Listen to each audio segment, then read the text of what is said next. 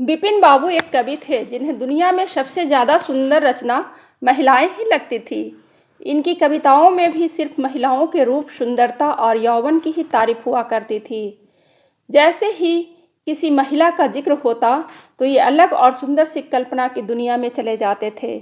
इन्होंने अपने जीवन में भी एक ऐसी ही सुंदर महिला की कल्पना की थी। बिपिन बाबू के मन में था कि उनकी पत्नी फूल सी कोमल, सूरज जैसी चमक, कोयल सी आवाज़ और सुबह की लाली से शोभित हो। अब बिपिन बाबू के कॉलेज की परीक्षा भी खत्म हो गई थी। बिपिन के लिए कई सारे रिश्ते आ रहे थे। एक दिन बिपिन के मामा ने उसकी शादी भी तय कर दी। बिपिन का मन लड़की देखने का था। उसे देखना था कि जैसी पत्नी की वो कल्पना करता है वैसी है या नहीं। बिपिन ने मामा से अपनी होने वाली पत्नी को देखने का निवेदन किया, लेकिन मामा ने उसे कहा कि वो बहुत ही सुंदर है, उन्होंने उसे खुद देखा है। मामा की बातों पर भरोसा करके बिपिन ने शादी के लिए हाँ कर दी।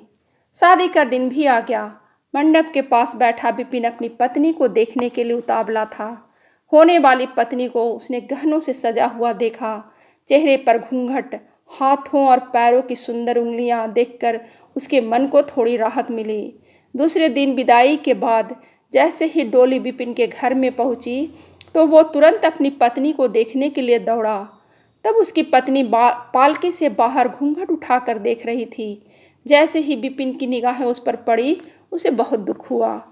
बिपिन ने जैसी पत्नी के सपने देखे थे वो बिल्कुल भी वैसी नहीं थी। चौड़ा सा मुंह, चपटी नाक, फूलों से गाल बिपिन को बिल्कुल पसंद नहीं आए। रंग भले ही उजला था, लेकिन उसके अलावा बिपिन के सपनों की दुल्हन से वो एकदम अलग थी। बिपिन की सारी खुशी गुम हो गई। उसे मामा पर बहुत गुस्सा आया, जिन्होंने लड़की की तारीफों के पुल बांधे थे। सबसे पहले उसने मामा से लड़ाई की, उसके बाद ससुराल वालों से और फिर अपने घर वालों से।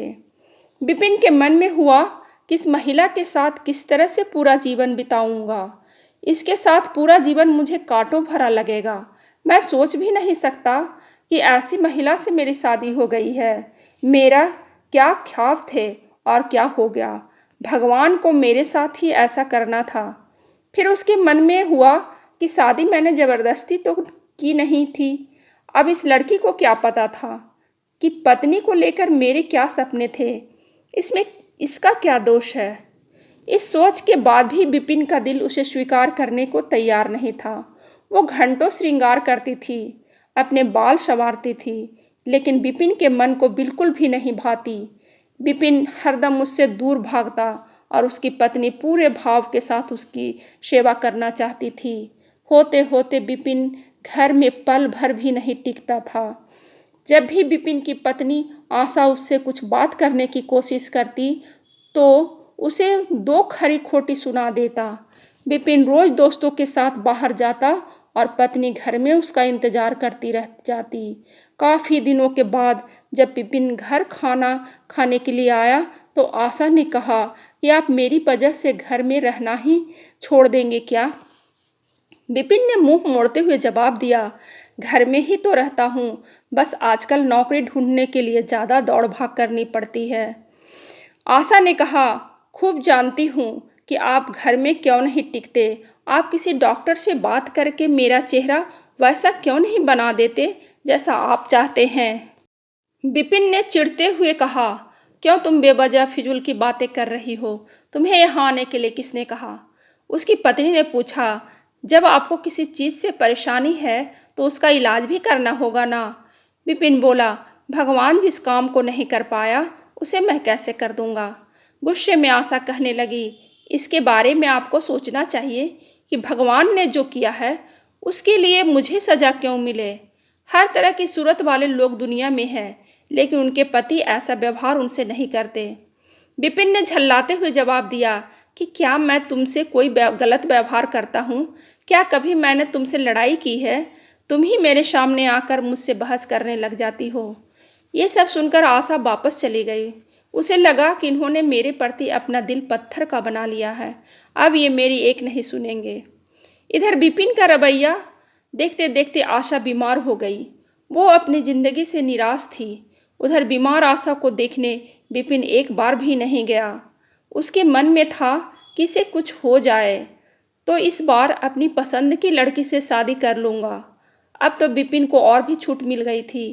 पहले कभी कभी आशा रोकती टोकती और बाहर जाने की वजह पूछ लेती, लेकिन अब विपिन पूरी तरह आज़ाद था। गलत आदतों में पड़कर विपिन सिर्फ अपने पैसे ही बर्बाद नहीं कर रहा था, बल्कि सेहत और चरित्र सब कुछ खो रहा था। होते होते विपिन का पूरा शरीर पीला और कमज़ोर पड़ने लगा। शरीर में सिर्फ हड्डियां ही नजर आ रही थी और आंखों के आसपास काले घेरे व गड्ढे पड़ गए थे। उसके चेहरे को देखकर रोज विपिन उसे संवारने की कोशिश करता, लेकिन कुछ हो नहीं पाता।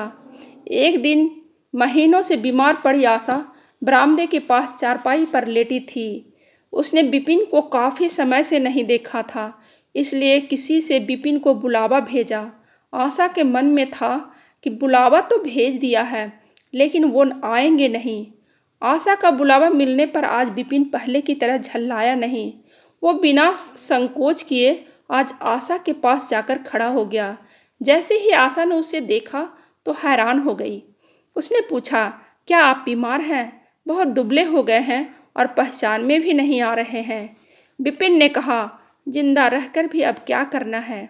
आशा ने नाराज होते हुए विपिन का हाथ पकड़कर चारपाई पर बिठा दिया और बोली, दवाई क्यों नहीं करते? आज आशा को के इस तरह उसे खींचने पर विपिन नाराज नहीं हुआ। उसके व्यवहार में वो कड़वाहट नहीं थी, उसका गुस्सा जैसे पिघल गया था। चारपाई में बैठते हुए विपिन ने जवाब दिया, अब दवाई से मेरा कुछ नहीं होगा। मौत ही मुझे अपने साथ लेकर जाएगी। मैं ऐसा तुम्हें दुख देने के लिए नहीं कह रहा हूँ। मैं भयंकर रोग से ग्रस्त हूँ और अब मैं बच नहीं सकता। इतना कहते ही विपिन चारपाई पर बेहोश होकर गिर गया। उसका पूरा शरीर कांपने लगा और पसीना पसीना हो गया। विपिन की यह हालत देखकर महीनों से बीमार पड़ी आशा झट से बिस्तर से उठ गई। वो पानी लाकर विपिन के चेहरे पर मारने लगी, लेकिन उसे होश नहीं आया। शाम तक विपिन का मुंह टेढ़ा हो गया और शरीर में कोई हरकत नहीं थी। यह लकवा था जिसकी चपेट में विपिन आ गया था। इस रोग में बीमार आशा ने विपिन की खूब सेवा की। लगभग 15 दिनों तक विपिन की स्थिति नाजुक बनी रही। दिन रात एक करके आशा द्वारा की गई मेहनत रंग लाने लगी। विपिन की हालत कुछ संभली, लेकिन अभी भी आशा अपनी गोद में सुलाकर ही विपिन को दवाई पिलाती और खाना खिलाती थी। इन सब में वो अपनी तबीयत को जैसे भूल ही गई थी। शरीर बुखार से तपता था, लेकिन उसे विपिन की स्थिति के सामने खुद की सेहत कुछ भी नहीं लगती थी। अब विपिन के दोनों पैरों में थोड़ी ताकत आने लगी। होते होते 4-5 महीने में वो अपने पैरों पर खड़ा होने लगा, लेकिन उसका मुंह टेढ़े का टेढ़ा ही रहा। उसके चेहरे पर पहले जैसी रौनक भी नहीं रही। एक दिन अपना चेहरा शीशे में देखने के बाद विपिन ने कहा, मुझे भगवान ने अपने किए की सजा दी है। आशा, मैंने तुम्हें सुंदर नहीं माना और आज देखो मैं कितना कुरूप हो गया हूँ। अब तुम भी मेरे साथ वैसा ही व्यवहार करो जैसा तुम्हारे साथ किया करता था। आशा ने हंसते हुए पति से कहा, आप मेरी आंखों से देखेंगे तो पता चलेगा कि आप में कोई अंतर नहीं आया। आप पहले जैसे थे अब भी वैसे ही हैं। विपिन बोला, अच्छा, बंदर जैसा मुंह दिख रहा है और तुम कहती हो कि कोई अंतर नहीं आया। तुम्हें मालूम है ना, भगवान ने मुझे करने की सजा दी है। सबने खूब जतन किए, लेकिन विपिन का मुंह सीधा नहीं हो पाया। पति के पैर पर खड़े होने के कुछ समय बाद ही आशा ने घर में पूजा रखी, क्योंकि उसने भगवान से विपिन के लिए मन्नत मांगी थी। पूरे मोहल्ले के लोग विपिन के घर जमा थे। भजन संगीत चल रहा था। तभी आशा की एक दोस्त ने उससे पूछा, अब तो तुझे अपने पति का चेहरा देखने की इच्छा नहीं होती होगी, कैसा टेढ़ा हो गया है मुंह। गंभीर आवाज में आशा बोली, मुझे तो कुछ फर्क नजर नहीं आता है। उसकी दोस्त ने पलट कर कहा, चल झूठी, ऐसा थोड़े होता है, बातें मत बना ज़्यादा। फिर आशा कहने लगी, सच कह रही हूँ, मुझे उनकी आत्मा मिली है जो उनके रूप से बढ़कर है और मैं हमेशा उनकी आत्मा को ही देखती हूँ। विपिन कमरे में दोस्त के साथ बैठा था। तभी उसके एक दोस्त ने बरामदे की तरफ खुलने वाली खिड़की खोल दी। उसने विपिन से पूछा, आज तो यहाँ कई खूबसूरत लड़की है, बता तुझे कौन सी अच्छी लग रही है। विपिन ने कहा, खिड़की बंद कर दो। और जहाँ तक रही पसंद की बात, तो मुझे वही पसंद है जिसके हाथ में फूल की थाली है। दोस्त ने पूछा, तेरे चेहरे के साथ पसंद भी खराब हो गई है क्या? मुझे तो वो दूसरों से कम खूबसूरत नजर आती है। विपिन बोला, मैं उसकी आत्मा को देख रहा हूँ, वो हर किसी से सूरत से ज़्यादा सुंदर है। तब उसने पूछा, अच्छी, यह तुम्हारी पत्नी है क्या? विपिन ने कहा, हाँ बिल्कुल, यही तो वो देवी तुल्य महिला है। कहानी से सीख है, व्यक्ति की बाहरी सुंदरता नहीं बल्कि मन की सुंदरता दिखनी चाहिए। बाहरी सुंदरता कभी भी फीकी पड़ सकती है, लेकिन जिसका मन सुंदर हो वो हमेशा सुंदर ही रहता है।